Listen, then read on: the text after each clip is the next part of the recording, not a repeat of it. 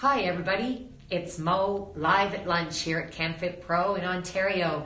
Hope you're having a fantastic Tuesday wherever you are in the world today, whatever you're up to. Today, our live is taken on a little bit of a different schedule. So we were live on Facebook a little bit earlier, although we were having some power and technical issues. So we were unable to bring our guest on live. So here we are once again, and we're going to be inviting on Laura Warf. Laura is my guest today here live at lunch, and Laura is an incredible friend, speaker, presenter, author, and most importantly, a guru in this very special area of mindfulness and mind-body fitness and health and wellness. So Laura is requesting to come on, and as she does, I wanted to have Laura share 3 strategies for the work that she does and the work that she'll be doing at Pro Vancouver. And Vancouver is taking place on the 22nd to the 24th, and it's going to be our last CanFitPro regional event of the year. Hi, Laura. Hello. Hey, so great to see you. Great. I can't see you, but I can hear you. So that's all right. Thank you. I'll get up nice and close. We practice what we preach, and I really appreciate you bearing with us today. CanFitPro had a power outage, and that caused a few little other hiccups, but we now have some light. And I have to say, because I'm talking to Laura, who's an expert in the area of meditation, is that this morning my meditation, interestingly enough, or energetically enough, was be the light. And then in the middle of one of our my biggest meetings today, the power went out. But we're still here, and now the power popped back on. Just as how synchronistic. Synchronicity. And I'm so glad that we were able to connect. For those viewing us, I did a whole solo interview with Laura over on Facebook, so we'll connect that later. But here we are on Instagram Live, and we wanted to dive right into the subject matter today. I wanted to let everyone know that Laura Warf has been an incredible, well-known and award-winning fitness presenter, leader, instructor, has been with CanFitPro for a long time, in the industry for 25 years, a trailblazer, you've won many awards, and you've got a lot of specialties under your belt that really make you an expert in the area that you'll be presenting at our upcoming CanFitPro Vancouver event. So Laura, I'd love for you to tell the viewers what you've built as far as your school, number one. And then, because I talked about your 3 sessions earlier, the space between stress and bliss, living intentionally, and heartfulness, yoga, and meditation, I'd love you to share a tip or strategy for each of those topics that you could share with our viewers today that could give them some insights and perhaps get to know you a little bit more about what you will be presenting coming up this month. Yes, already it's coming fast, and I'm so looking forward to being in Vancouver with you this year. There's a common thread that weaves between all of those sessions that I'll be offering today, and interestingly enough, I think what it is about putting these little tools and techniques into practice when stuff happens in life, with your power outage, or sometimes our day gets turned upside down. I think there's what we think that we try to plan from a mental perspective, but then there's also divine timing and alignment in different ways. So, I think with the living intentionally, what's most important there is being ready for these kind of things. I have the French word in my head, des imprévus, that the things that come up that we're not perhaps ready for. So living intentionally for me is starting the day powerfully right away, just like you did with your meditation, and being that light and being prepared to be the light in your day. And this morning, when I got up and I did my meditation and my yoga and my breathing, and brought me into a state of coherence. And that's one of the things that I'll be sharing in my sessions, because when we can bring ourselves into a state of coherence, which is that well-being, in a state of gratitude, then whatever comes our way in the day, we're just better able to handle it. So these practices and these tools and techniques like yoga and meditation and mindfulness and heartfulness and deep breathing, we don't do these practices just to get better at the practice. we do these so that we're armed and ready to handle whatever comes our way, so that we can flow through our day with greater ease and grace without getting completely rustled, like our feathers rustled, I guess you could say. Yeah. So, and I love what you said, you know, it's not just for the practice, it's for living life. Mm-hmm. And, you know, it's so important because what you learn on the mat is to be taken into your life. And I think people struggle with that. Would you agree? Yeah. That they struggle from, Yeah. you know, they learn it on the mat, and for that hour, they're present, they're grounded, they learn to breathe, and then they leave and they step back into the chaos of life, and they forget that what they've learned there is powerful if they choose to use it, right? It's a power.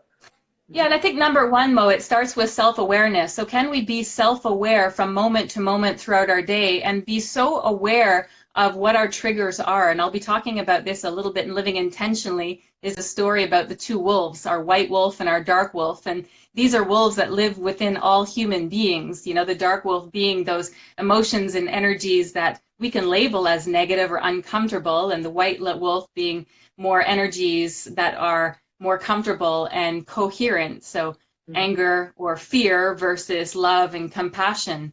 And so when we feel our triggers come up in the day, where we start to feel perhaps a dark wolf energy, we have a choice in that moment to follow that train of choices in our words and our energy and our behaviors, or we can shift in that moment and say, how do I want to be? And that's why our morning practices are so powerful, to say, how do I want to be today? How do I want to flow through this day? Or how do I want to leave people feeling? And so, you know, this tip of coherence, for me, it's number one tip is taking time to get quiet every day, because we are solicited mentally, physically, emotionally in so many ways, and we're bombarded by other people's agendas. And we need to really take time to ground our energy into the earth, which calms us down, and stay well centered so that we can make better decisions, we can be clearer, we can have more energy, sustainable energy throughout the day, so that we can do all the things that we choose to do, and obviously do things also that we enjoy doing. So what inspires me, I've always been inspired by nature. I grew up on property where there was an abundance of trees, and I realized I had to come back to that and be in an environment where the nature was very powerful. So I'm fortunate right now to be dividing my time between my home place in Quebec and also the West Coast, and being near the Pacific Ocean and the mountains. And so this morning, the Pacific Ocean on the West Coast was very calm. It's very different than the last few days, and I think where you are as well, it's been very turbulent in nature. And so we are part of nature, and we're going to have days that are calm, and we have days that are more turbulent. And so when I looked at the waves this morning, I just closed my eyes and took a few deep breaths, and I asked what the ocean and the waves had to teach me this morning.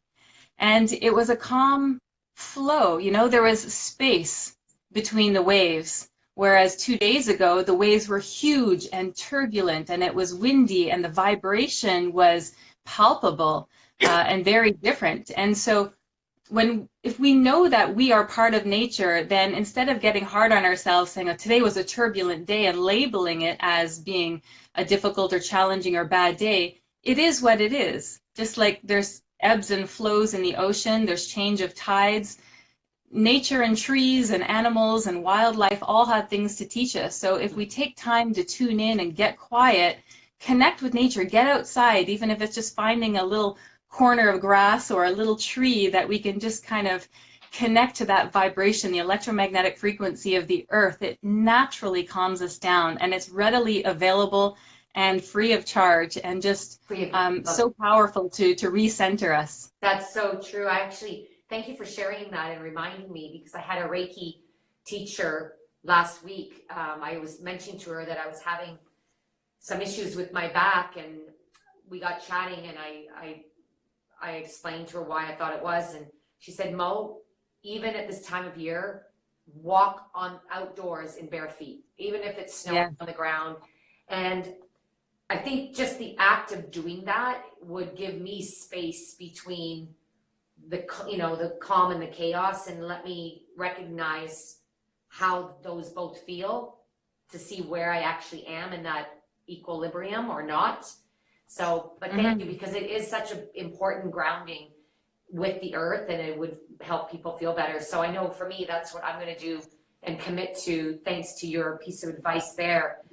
When people hear, you know, the space between stress and bliss, and I'm going to put you on the spot here a bit, because I know that you are so committed to public speaking, yet to take the TED Talk stage can be a little intimidating. How did you yourself find the space between the excitement of presenting and reaching that goal and perhaps the nervousness or fear of speaking on that stage? What did you do to find that space? Well, I connected with the words of my teacher, because when I was invited for that particular TEDx talk, the theme was the space in between. And so when I was invited, and then I asked, I said, okay, I said, thank you for the invitation. It's the space in between what? And they said, well, that's up to you to decide. So I had to really take a moment to go within and say, wow, what am I going to, it's the space in between what? And so I spoke to my yoga teacher at the time, and, you know, who I admire his wisdom. It was both Dr. Bali and Mark Whitwell are two teachers of heart. And so I connected and said, you know, it's a space between what? What is it that my life work has been all about? And it's been understanding and being able to deal with the stressors that come our way. And really, you know what? It's not stress that's the problem. This is what I've learned. It's how we react to it.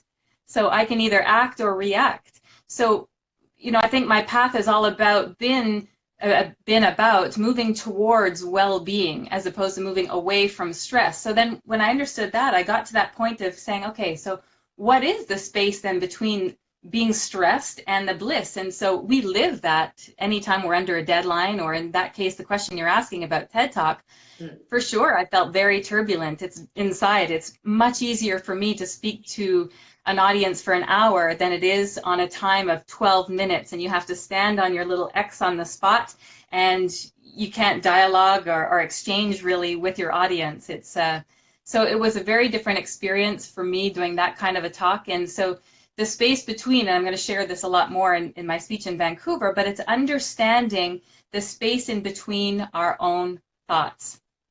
So if we can learn to create space between our thoughts and calm that mental turbulence, and we can only do that by getting quiet every day, even if it's you just sit for 1 minute, 2 minutes, whatever time you have, because it's unrealistic to sit for sometimes an hour, and it's not even recommended if you've never meditated or done breath work before.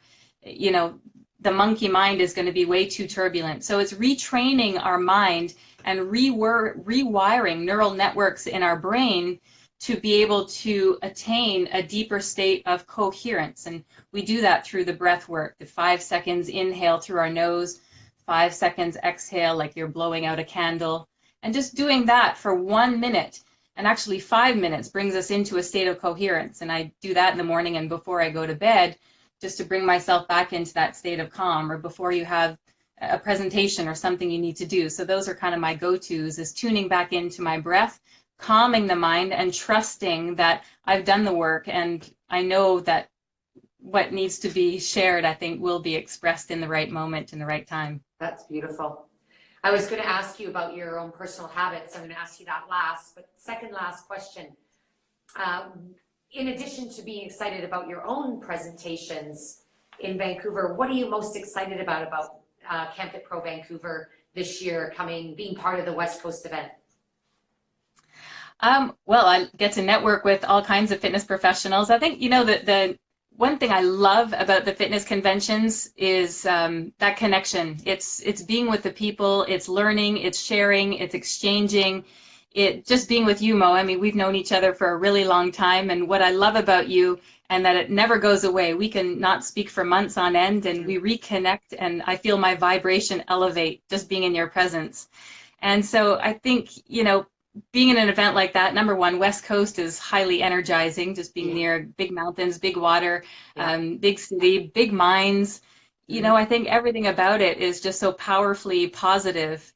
And I'm looking forward to sitting in on my colleague sessions as well, because I think we have to be lifelong learners. I'm seriously passionate about everything health and wellness. And the more that we absorb, the more we practice. I think the number one thing is application, because you can all hold it at a mental level, but unless we apply it and live it, then it doesn't change us or transform us in any way. It just stays at the mental level. And so I can get into a whole other talk on shamanism about that too, living either at the physical level, mental level, energetic level, emotional and spiritual level. There's all kinds of things we can get into about that. And I will touch upon those in living intentionally and stress to bliss. Nice. To understand at what level we're living at and how can we interact with those people to really make an impact. And so I think canfitpro Vancouver is going to make an impact. Well, thank you, and make an impact at an energetic level, and you're very in tune with that, and I agree, and I'll say it right back to you.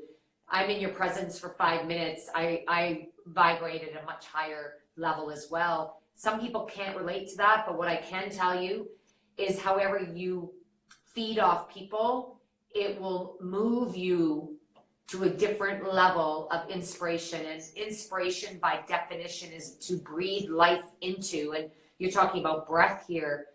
And so I'd like to say to all those that are viewing this now or later, if you've considered coming to a conference, Vancouver is a great destination.